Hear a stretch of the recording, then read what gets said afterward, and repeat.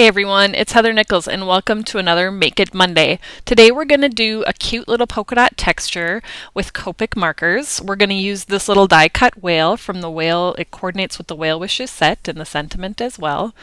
So I'm going to die cut the shape from Express It blending card because that is what I really like to color on with Copic markers. You can definitely use paper tray ink paper as well, or maybe you have another paper that you like to use with the markers. I'm starting off by laying down a base of C1. So that's a cool gray, and I'm just covering the whole die cut. The cool thing about the die cut here is we don't have to worry about staying in the lines, which that's pretty sweet. I'm going to go ahead and add some shadows. We're going to do some shadows with some C3, and I have the light source kind of coming down from above, so I'm adding little shadows on his tummy and his tail.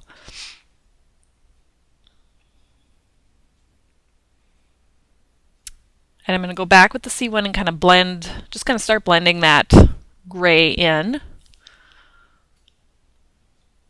This is just the beginning. If you haven't used Copic markers before, they are an alcohol-based artist marker, and because of the alcohol base of it, they blend beautifully. I'm adding a C5. So C1 was the lightest gray, C5 is the darkest. So I'm adding kind of a next deeper shadow. I'm going to go back with my C3 and I'm going to blend into the midtone. So I've got my darkest C5, I'm blending it into my C3.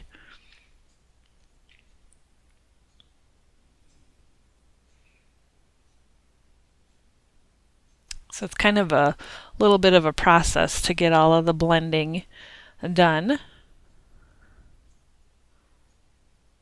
And then I'm taking my C1 and I'm kind of going over that midtone and blending into the rest of it.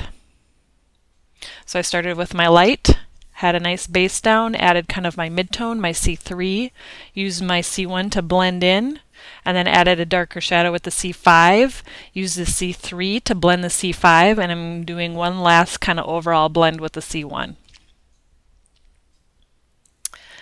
Next, we're going to add this cute little polka dot texture. We're going to start with C3 and put these in here. And these are going to be pretty light tone dots. And literally what I'm doing is taking my marker and making polka dots. So really, I might seem scary with the whole Copic marker thing, but really you're making polka dots, and you could definitely do a polka dot texture with another kind of marker that you have at home. So feel free to play along with whatever markers you have to add this little polka dot texture.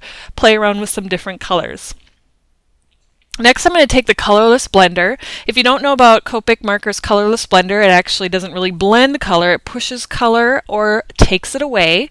So if you can see, there are some lighter dots kind of appearing once I'm holding the Colorless Blender to make the dots. I think this Colorless Blender is such a magical marker. You can do so many really cool things with it, both the marker and even just the colorless blending fluid itself. Look at the depth you get with the kind of lighter tones, and I've got that, and I'm not even done yet here. This is the stuff that gets me excited. You could do this with pattern paper. Here's the C5, and just do like a paper piecing of this little guy. But just a few minutes more, and I'm adding these polka dots, which are super easy to add, and look at this cool little tummy texture on this little whale. So those are C5s. And I'm adding some just little tinier dots in there too.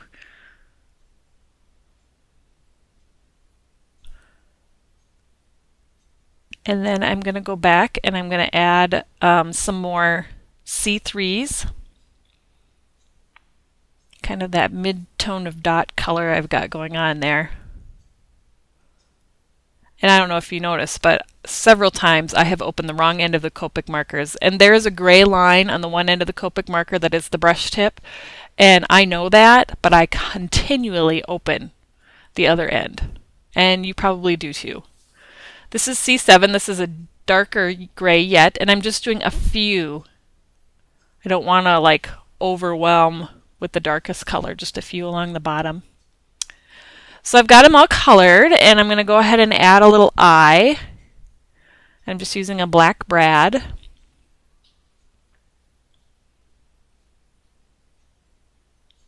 and adding an eye in there.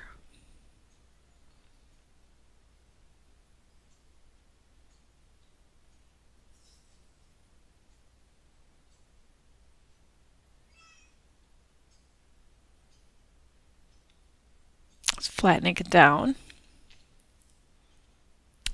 And then let's put this card together. I've got a piece of craft cardstock here, and I'm going to add this little banner that's from Sketch Shapes underneath it to put the sentiment on, but I want to lighten up the gray just a bit, so I'm stamping off.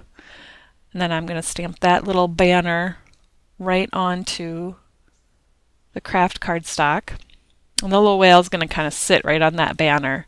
And then next I'm going to stamp the sentiment, and this is from the Whale Wishes set, and true black ink right onto that little stamped off smoky shadow sketched shape banner. You can say that 5 times fast. And I had to add a little water spray just above there too. Here's my card base is smoky shadow, and I'm going to add some polka dot smoky shadow pattern paper, just a piece of it there to the left side of the card base or card front. I think it's 2 inches wide by the 4 1/4 inches. Next I'm going to stick down this little craft piece that's going to hold my focal image of the card, hold my cute little whale.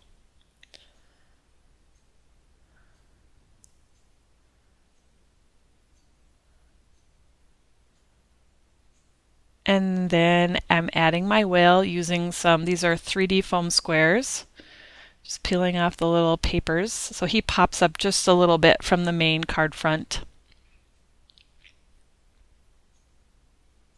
Make sure he's under my little water that I stamped there. And then I don't know if you can see it, but kind of up on the left side of the craft paper I got a black smudge. So I thought this little polka dot circle would look awesome there. And then I have a few more little polka dot circles just to kind of go around the main image area to finish that off. I rounded the corners of the bottom of the card with the corner chomper, the 1/4 side, and that finishes off my cute little whale card.